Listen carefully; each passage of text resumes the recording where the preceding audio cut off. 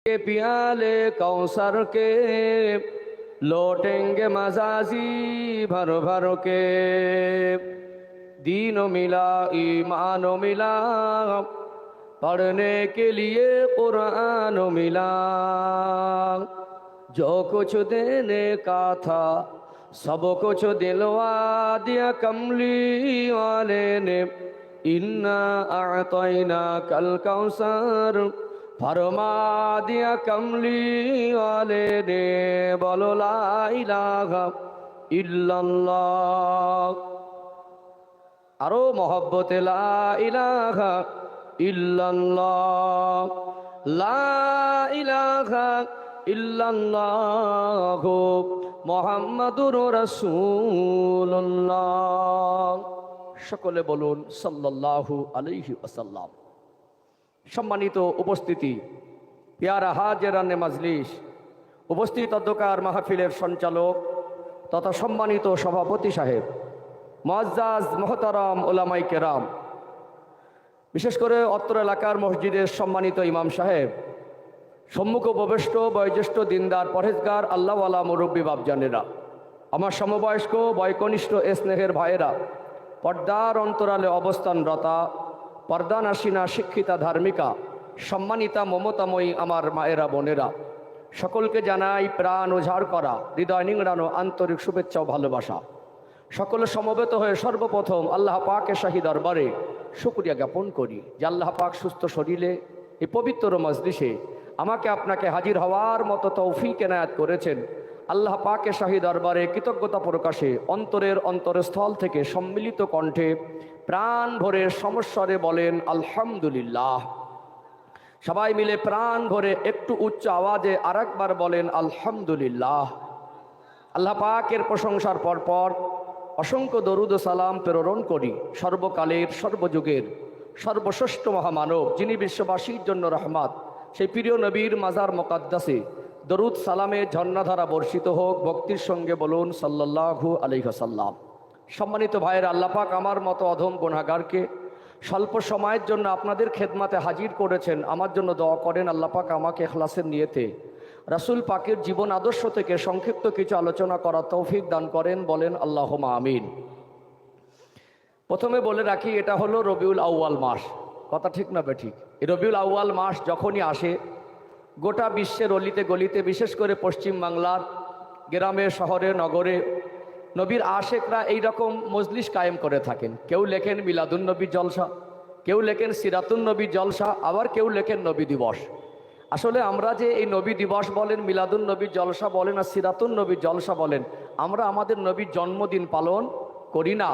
আমরা এই মাসকে সম্মান করি, কারণ এই মাসে আল্লাহ তার প্রিয় হাবিবকে প্রেরণ করেছিলেন। এই জন্য এই মাসটা আমাদের কাছে সম্মানের। কথা ঠিক না বেঠিক?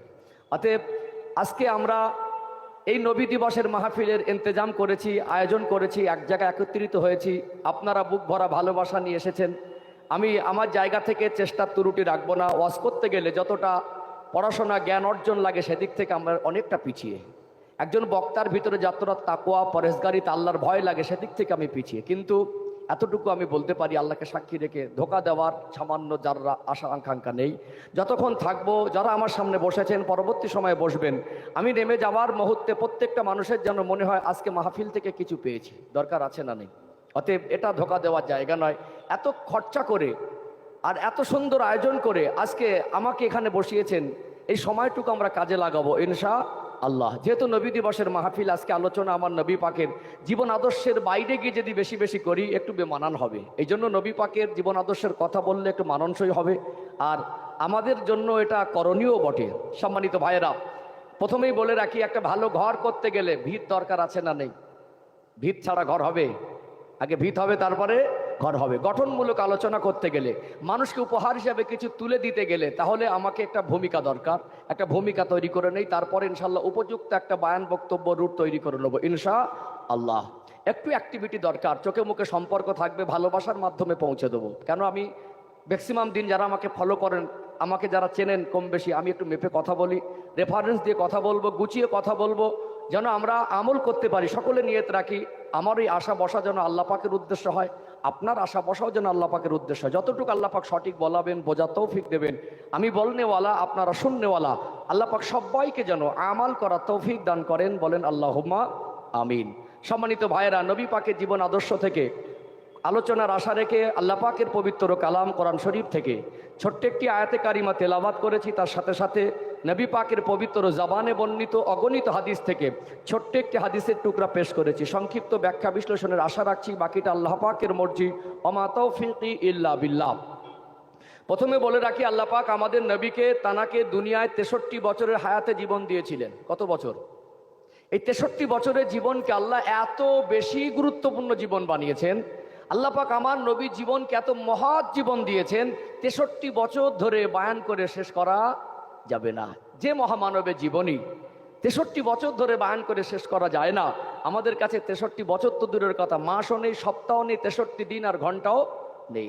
জানার জীবনী 63 বছর ধরে বয়ান করা যায়, তানার জীবনে 2 ঘন্টা সংক্ষিপ্ত আকারে বলাও সম্ভব নয়। তাহলে বর্তমান সময়ে আমাদের জীবনে যেটা প্রয়োজন, আমরা দুনিয়া আখেরাতের কল্যাণের রাস্তা যেখান থেকে অনুসন্ধান করতে পারি, উপযুক্ত দিকগুলো একটু আলোচনা করা দরকার আছে না নেই? আছে না?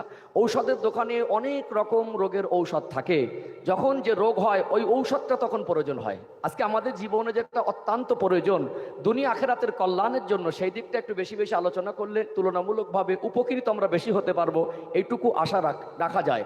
এই জন্য আমি ঠিক ভাইটাল পয়েন্টগুলো তুলে ধরার চেষ্টা করছি। সম্মানিত ভাইয়েরা, পবিত্র কালাম কোরআন শরীফে 30 নম্বর পারায় ছোট্ট একটি সূরা, যে সূরাটা মাত্র 4 লাইন, আল্লাহ পাক ওই সূরার ভিতরে আমার নবীর শানে একটি আয়াত নাজিল করলেন, ওয়ারাফা'না লাকা যিকরাক। আল্লাহ বলছেন, আমি আমার হাবিবের জিকির, সম্মান, মর্যাদা, মর্তবাকে বুলান্দ করেছি, বৃদ্ধি করে দিয়েছি। বলুন সুবহানাল্লাহ। আমরা জানি এক কথায় আল্লাহ সৃষ্টি জগতের মধ্যে আমাদের নবী শ্রেষ্ঠ। আল্লাহ পাক সৃষ্টি জগতের মধ্যে আমাদের রসুলকে আল্লাহ পাক সব থেকে বেশি সম্মানিত করেছেন। এর একটু বাস্তবতা উপলব্ধি করা দরকার আছে। আমি বললে এই আয়াতের তাফসীর ব্যাখ্যায় অনেক বিস্তারিত বলতে পারবো, জাস্ট ছোট ছোট করে 5টা পয়েন্ট তুলে ধরে দেখি আপনাদের ধৈর্য থাকে কিনা। মাথায় রাখবেন, অস কিন্তু বুঝে নেওয়া জিনিস, বোঝানো জিনিস। সুর টান দিয়ে বললে বলতে ভালো লাগে, শুনতে ভালো লাগে, উদ্দেশ্য কিন্তু আল্লাহকে সন্তুষ্ট করা। কথা ঠিক না বেঠিক? এই জন্য কিছু বুঝবো, এই মানসিকতা নিয়ে বসা দরকার। জীবনে পরিবর্তন আনবো, এই মানসিকতাটুকু নিয়ে বসা দরকার। চলুন আমি 5টা পয়েন্ট তুলে ধরি। নবী পাকের সম্মান সম্পর্কে মোটামুটি আমাদের ধারণা ক্লিয়ার হয়ে যাবে ইনশাআল্লাহ। একটা যদি বোঝাতে না পারি আর একটায় যাব না, একদম স্পষ্ট করে এক একটা বোঝাবো। 1 নম্বর পয়েন্ট, নবী পাকের সম্মানকে আল্লাহ কতটা বাড়িয়েছেন জাস্ট একটু উপলব্ধি করার চেষ্টা করি। কারণ আমাদের নবীর জীবনী সম্পর্কে আমাদের 3টে দিক খেয়াল রাখতে হবে। প্রথমত, তানার ব্যক্তি জীবনটা কোন পর্যায়ের, আল্লাহ তানার ব্যক্তি জীবনটা কেমন পর্যায়ের, কেমন সম্মানের করেছেন, সেই জ্ঞান অর্জন করে নবী পাকের প্রতি অন্তর থেকে সম্মান প্রদর্শন করা। 2 নাম্বার, জান প্রাণের থেকে নবীকে ভালোবাসা। 3 নাম্বার, সেই নবীর আদর্শে আদর্শিত হওয়া। এই 3টে রাস্তা ছেড়ে দিয়ে নবীর ভালোবাসা অর্জন করা সম্ভব নয়। এই জন্য তানার ব্যক্তিগত জীবনও জানবো এবং প্রকৃত ভালোবাসা কাকে বলে সেটা আমরা এখান থেকে শিখে নেব, এবং আমাদের জীবনে যেটা ঘাটতি আছে সেটা আমরা আত্মসমীক্ষা করব, সেগুলো আমরা খুঁজে খুঁজে তুলে ধরবো এবং সেটাকে আমরা সংশোধনের চেষ্টা রাখবো ইনশাআল্লাহ। বুঝতে পারছেন তো? ছোট ছোট করে বলে যাচ্ছি। সম্মানিত ভাইরা, আসুন 1 নাম্বার পয়েন্ট, 5টা পয়েন্ট তুলে ধরছি। আমরা জানি আল্লাহ পাক হলেন সৃষ্টিকর্তা, আর বাকি যা আছে সব আল্লাহর সৃষ্টি। অজের মধ্যে অনেকে শুনে থাকবেন 18,000 মখলুকাত, শুনেছেন না? মখলুক অর্থ হলো সৃষ্টি। আজকে উন্নতির যুগে মানুষ টেকনোলজি ব্যবহার করছে, মহাসাগরের অতল তলে কিছু নতুন প্রাণীর অনুসন্ধান আজকে বিজ্ঞানীরা পেয়েছে। তার দ্বারা বোঝা যায় 18,000 একমত নাও হতে পারেন, কম হবে না, তবে 18,000-এর বেশি হবে। আল্লাহ সৃষ্টি যদি 18,000-এর বেশি হয়, আল্লাহ সৃষ্টি জগতের মধ্যে আল্লাহ মানুষকেই শ্রেষ্ঠ করেছেন। বলুন সুবহানাল্লাহ। ফারিস্তাদের থেকেও আমাদের সম্মান বেশি। আল্লাহ পাক কোরআন শরীফ, ওয়ালাকাদ কাররামনা বানি আদম, আমি আল্লাহ পাক আদম সন্তানকে সম্মানিত করেছি। বলুন সুবহানাল্লাহ। মানুষ শ্রেষ্ঠ সৃষ্টির মধ্যে, মানুষদের মধ্যে নবীরা শ্রেষ্ঠ, আর নবীদের মধ্যে আমার নবী শ্রেষ্ঠ। আল্লাহর কোনো ফারিস্তা আজ পর্যন্ত সরাসরি আল্লাহকে কি দেখেছে? আমরা যারা মানুষ সরাসরি আমরা কি আল্লাহ পাককে দেখেছি? আল্লাহর নবী আমাদের রসুল ব্যতীত কোন নবী রসুলকে সরাসরি আল্লাহ পাককে দেখেছেন? দেখেননি। একমাত্র কেবলমাত্র আমার রসুল ছাড়া আল্লাহ পাককে আর কেউ আজও পর্যন্ত ওইভাবে দেখেননি। আল্লাহ পাক তার প্রিয় হাবিবকে এত বেশি ভালোবাসেন, এত বেশি সম্মানিত করেছেন। আল্লাহ দাওয়াত করলেন, মেহমান করলেন, উপযুক্ত বাহন পাঠিয়ে মেহমানকে সম্মান করে আনবার জন্য জিবরাইল আমিন আলাইহিস সালামকে পাঠিয়ে প্রেরণ করে আল্লাহর কাছে নিয়ে গিয়ে আল্লাহ সরাসরি সামনে বসিয়েছেন, আল্লাহ দেখা দিয়েছেন, কথাও বলেছেন। বলুন সুবহানাল্লাহ। এর দ্বারা বোঝা যায় আল্লাহ সৃষ্টি জগতের মধ্যে যা কিছু আল্লাহ সৃষ্টি করেছেন, একমাত্র আল্লাহকে দেখার সৌভাগ্য, আল্লাহকে দেখার যে সম্মান অর্জন, আমার নবীকে ছাড়া এই সুযোগ আল্লাহ কাউকে দেয়নি। এই বৈশিষ্ট্য সৃষ্টি জগতের মধ্যে আমার রসুল ছাড়া কারোর মধ্যে পাওয়া যায় না। এতে সন্দেহের অবকাশ নেই যে সৃষ্টির মধ্যে আমার রসুল শ্রেষ্ঠ। বলুন সুবহানাল্লাহ। 1 নম্বর ক্লিয়ার হলো। চলুন 2 নম্বর। পৃথিবীতে আমরা দেখেছি মানুষের পরিচয় পরিচিতি হয় তার জন্মের পরে। আজকে আমরা বলুন, মানুষ আমাদের জন্মের আগে কোনো নাম চিহ্ন পরিচয় আমাদের ছিল?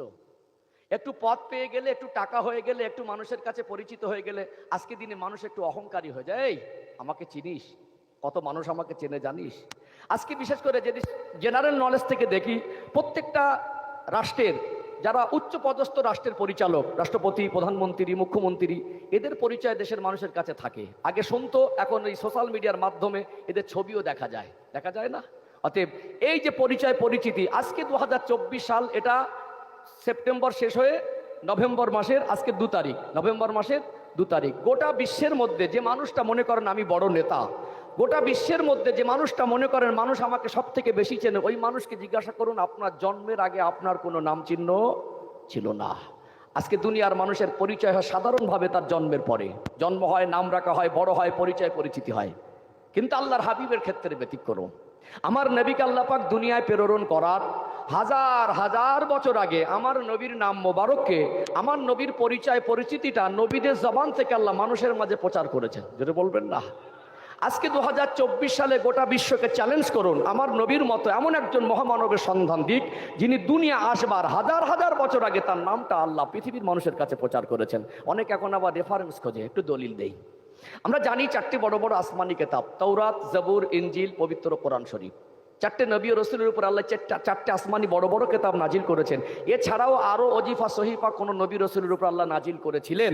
এই 4টে আসমানি কিতাবের মধ্যে একটা হলো তাওরাত কিতাব, যেটা হযরতে সাইয়্যিদনা মূসা আলাইহিস সালামের উপরে আল্লাহ পাক নাজিল করেছিলেন হিব্রু ভাষায়। কোরআন শরীফ আমাদের নবীর উপর অবতীর্ণ করলেন আরবি ভাষায়, আর তাওরাত কিতাব আল্লাহ নাজিল করেছিলেন হিব্রু ভাষায়। কি ভাষায়? মূসা আলাইহিস সালামকে আল্লাহ পাক হিব্রু ভাষায় তাওরাত নাজিল করলেন। এই তাওরাত কিতাবের ভিতরে আমার নবীর মধুমাখা নাম মোবারককে আল্লাহ পাক 70 জায়গায় লিপিবদ্ধ করেছেন। যেটা বলুন। এখন প্রশ্ন, মূসা আলাইহিস সালাম কত বছর আগে দুনিয়া এসেছিলেন? আজকে আমাদের কাছে বেশি বেশি হিসাব 2024 সাল, 2024 বছর আগে থেকে। এর আগে এইরকম হিসাব মানুষ রাখতো না। এই জন্য আনুমানিক আন্দাজ করে বলা যাবে না নির্দিষ্ট কত বছর, তবে মোটামুটি কিছু ধারণা দেওয়া যেতে পারে। আল্লাহ পাক মূসা আলাইহিস সালামের পরে অনেক নবী রাসূলকে পাঠালেন, আর আমাদের নবীর আগে যে নবীকে আল্লাহ পাক প্রেরণ করলেন ঈসা আলাইহিস সালামকে আসমানে উঠিয়ে নেওয়ার পরে 550 বছর অধিক ব্যবধান আমার নবীকে আল্লাহ পাক পাঠালেন। আনুমানিক কয়েক হাজার বছর আগে মূসা আলাইহিস সালামকে আল্লাহ পাঠালেন, তার উপরে আসমানি কিতাব নাজিল করলেন, আর ওই কিতাব দ্বারা, কিতাবের আয়াত দ্বারা আল্লাহ পাক মানুষের কাছে তার হাবিবের পরিচয় ঘটিয়েছেন। জোরে বলবেন না? তাহলে পৃথিবীতে আমার নবীর মতো এত সম্মানী ব্যক্তি খুঁজে পাওয়া সম্ভব নয়। ধৈর্য আছে তো? ভিত তৈরি করছি তো এখন কিছু মানুষের একটা নেগেটিভ চিন্তা, সুর শুরু হয়নি মনে ওয়াজ শুরু হয়নি, এই মাইন্ড থেকে আমাদের বেরিয়ে আসতে হবে। আমি সুর টান দিয়ে কথা বলি, আজকে বলবো, কিন্তু উদ্দেশ্যের বাইরে যাওয়া উচিত নয়। বলুন আমরা এখানে এসেছি কিসের জন্য? আল্লাহকে সন্তুষ্ট করার জন্য। এই খরচা করলেন কিসের জন্য? আল্লাহকে সন্তুষ্ট করার জন্য। আজকে আমার কমিটি ভাই এত পরিশ্রম করছেন কিসের জন্য? আল্লাহকে সন্তুষ্ট করার জন্য। আমি আমার জীবনে ঘাটতি থাকলে আমার এই উদ্দেশ্য রাখাই উচিত, আমার কথাটাও যেন বলা হয় আল্লাহ পাকে সন্তুষ্টের জন্য। কথা ঠিক না বেঠিক? এই জন্য কিছু বুঝবো, কিছু জানবো, জীবনটাকে পরিবর্তন করব, এটা আমাদের চিন্তাধারা রাখা উচিত বলে আমি মনে করি। অসুবিধা হচ্ছে নাকি? 2 নম্বর ক্লিয়ার হলো? 2 নম্বর ক্লিয়ার হলো তো? চলুন 3 নম্বর। পৃথিবীতে মানুষ একসময় পরিচয় পরিচিতি লাভ করার পরে, মরে যাওয়ার পরে আস্তে আস্তে তার নাম নিশানা মিটতে থাকে। আজকে আমার আপনার এলাকায় যারা নাম করা মানুষ, একদিন মরণ হবে কি হবে না? আল্লাহ পাক যদি 200-500 বছর কিয়ামত না দেন, এই 200-500 বছর পরে আমাদের পরের প্রজন্ম এদেরকে মনে রাখবে? রাখবে কি? সাধারণভাবে চিন্তা করুন, আজ থেকে 200-500 বছর আগে হয়তো এই সমস্ত এলাকায় একজন নাম করা মানুষ ছিল না? তারা মরে গেছে, তাদের নাম নিশানা আস্তে আস্তে মুছে গেছে। আজকে আমাদের ইয়াং জেনারেশন তাদেরকে মনে রাখার প্রয়োজন করে না। অতএব দুনিয়ার মানুষ জন্ম হয়, তার পরিচয় হয়, একসময় তার পরিচয় পরিচিতি হলেও আস্তে আস্তে মিটে যায়। আল্লাহ রসুলের অফাত হয়ে গেল 1400 বছর অধিক। আজকে গোটা বিশ্বের কোনায় কোনায় যাবেন, যেখানে দেশ আছে, রাষ্ট্র আছে, রাজ্য আছে, ভাষা আছে, মানুষ আছে, আল্লাহ নবীর নাম মোবারক আল্লাহ পাক সেই জায়গায় পৌঁছে দিয়েছেন। যেটা বলবেন না?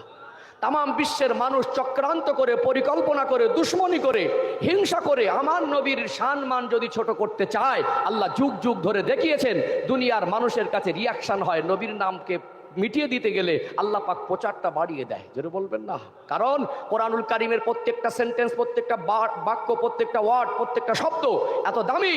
দালিকাল কিতাবু লা রাইবা ফি, ভুল তো দূরের কথা, সন্দেহের অবকাশ পর্যন্ত নেই। আর আল্লাহ সেই কোরআনুল কারিমে আমার রাসূলের সামনে বললেন অরাফা'না লাকা যিকরাক, আমি আমার হাবিবের সম্মানকে বৃদ্ধি করেছি। যেটা বলবেন না। চলুন একটু তথ্য দিই, এখন সব অনেক জেনারেল স্বীকৃত আছে তো বুঝতে পারবেন। বেশ 2023 সালের প্রথমের দিকটা স্মরণ করিয়ে দেই। নূপুর শর্মা নামক একজন কুখ্যাত মহিলা আমার নবীকে নিয়ে কটূক্তি করেছিল না করেনি? এতে কি আমার নবীর কোনো ক্ষতি হয়েছে? বরং আমি গ্যারান্টি দিয়ে বলতে পারি লাভ হয়েছে। কারণ আজকেই ইয়াং জেনারেশন এরা ফেসবুকে মেতে আছে, পাবজিতে মেতে আছে, ফ্রি ফায়ারে মেতে আছে, নাটক সিনেমায় মেতে আছে। কি মুসলমান ধর্মাবলম্বী বা অন্য ধর্মাবলম্বী এই যুবক যুবতীদের মধ্যে ধর্মীয় জ্ঞান অর্জনের পিপাসা কিন্তু কমে গেছে। তা ধর্মীয় জ্ঞান অর্জন, ধর্ম নিয়ে চর্চা, এদের ভিতরে সেই চিন্তাধারার মাত্রাটা তুলনামূলকভাবে কম না বেশি? কম না? এরা মোবাইল নিয়ে মেতে থাকে, আব্বা মাকে ছেড়ে একসময় মোবাইলে পাগল হয়ে রয়েছে। তাহলে এদের মাথায় আল্লাহ সৃষ্টি জগতের মধ্যে শ্রেষ্ঠকে, মুসলমানরা যাকে জানের থেকে বেশি ভালোবাসেন সেই নেতাকে এদের কোনো ধারণা ছিল না। যেই নূপুর শর্মা নামক একজন কুখ্যাত মহিলা ভারতবর্ষের কলঙ্ক বলে মনে করি, কারণ আমরা মুসলমান, আমরা কোনো ধর্মগুরুকে, কোনো ধর্মকে আক্রমণ করি না। যুগ যুগ ধরে দেখা গেছে পৃথিবীতে অন্য ধর্মাবলম্বীরা মুসলমানদের উপর আক্রমণ করে, মুসলমান ধর্মের বদনাম করার চেষ্টা করে, আর আমার রসুলকে আক্রমণ করার চেষ্টা করে। কোনো ধর্ম তো তার এই শিক্ষা দেয় না যে অন্য ধর্মের ধর্মগুরুকে টেনে আক্রমণ করো। তাহলে নিশ্চয়ই সে ধর্মের, মুসলিম ধর্মের যদি হয়, অন্য ধর্মকে যদি আক্রমণ করে আমি বলবো মুসলিম ধর্মের কলঙ্ক। কোনো হিন্দু ভাই যদি আমার রসুলের আক্রমণ করে আমি বলবো হিন্দু না, ওটা হিন্দু জাতির কলঙ্ক। কথা ঠিক না বেঠিক? আমরা হিন্দু মুসলমান সম্প্রীতিতে বসবাস করি। আমাদের ভারতবর্ষের আমাদের রাইট আছে, আইন আছে, আমাদের সংবিধান আমাদের অধিকার দিয়েছে। ধর্ম তার ব্যক্তি স্বাধীনতা, এখানে সম্প্রীতির নজির ছিল। দুঃখজনক হলেও সত্য, আজকে মানুষ রাজনীতি করছে সম্প্রীতিকে ব্যবহার করে। কথা ঠিক না বেঠিক? সম্মানিত ভাইরা, আমি রাজনীতির নেতা নয়, রাজনীতির বক্তব্য করি না, কাউকে আঘাত দেবো আমার যার উদ্দেশ্য নয়। আর কোনো বক্তা এসে রাজনীতির বক্তব্য দেবে স্টেজের ধর্মীয় মাহফিলে, এটাও উচিত নয়। একটু সূক্ষ্মভাবে বলছি। যাই হোক, আজকে বর্তমান সময়ের পরিস্থিতি বলি। যে সময় যে নূপুর শর্মা নামক ওই মহিলা বাজে মন্তব্য করলো, প্রতিবাদ হয়েছিল না হয়নি? হয়েছিল না? যখন এই মোবাইল সোশ্যাল মিডিয়ায় প্রতিবাদ হচ্ছে, যুবক যুবতীরা ভাবছে যে জাহানের থেকে মুসলমানরা বেশি ভালোবাসে তিনি কে, গুগলে তাকে সার্চ করতে লাগলো, অপমান করার চেষ্টা করলো।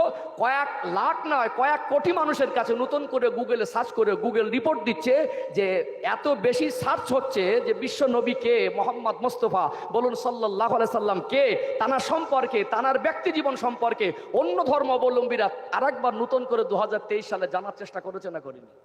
তাহলে আল্লাহ পাক যদি চায়, মানুষ যদি কমাতে চায়, আল্লাহ ওই সোর্সে উল্টো রিয়াকশন করে আল্লাহ ওটাকে প্রচার করে দেয়। জোরে বলবেন না?